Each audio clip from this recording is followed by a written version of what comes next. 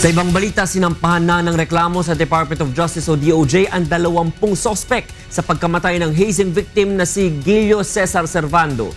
Mula sa DOJ, ito ang balita ni Roderick Mendoza, live. Roderick, good evening.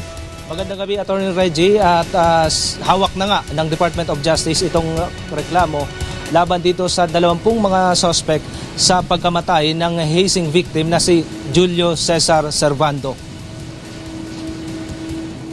Paglabag sa Republic Act 8049 o Anti-Hazing Law ang isinampa laban sa mga suspect na kinabibilangan ng 4 na kababaihan.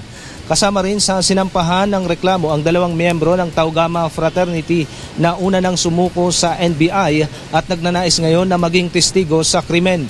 Naharap din sa kasong paglabag sa anti-hazing law si Jemar Pajarito, ang caretaker ng bahay sa Barangay Palanan, Makati City, kung saan isinagawa ang hazing kay Servando at 3 mga kasamahan nitong nakaraang June 28. Kinumpirma naman ng NBI na nagtungo sa kanilang opisina ang ama ng isa sa kababaihang suspect na sinampahan din ng reklamo. Iginit nito na walang alam ang kanyang anak sa nangyaring hazing at nagkataon lamang na nandoon ito sa bahay na pinagdausan ng initiation rights. Ngunit ayon sa NBI, malinaw na nakasaad sa anti-hazing law na kasama pa rin ito sa mga dapat sampahan ng reklamo.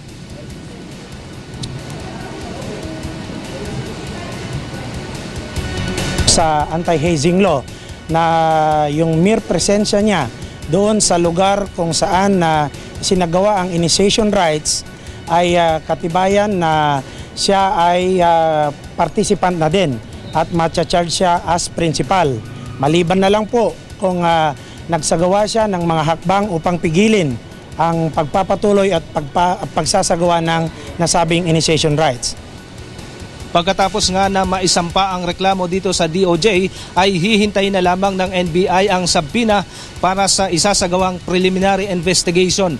Umaasa ang NBI na lalo pa nilang mapapalakas ang kaso laban sa mga suspect at mabilis na mareresolba ng DOJ ang isinampa nilang reklamo. Attorney Reg. Maraming salamat, Roderick Mendoza. Nagulat ng live mula sa DOJ.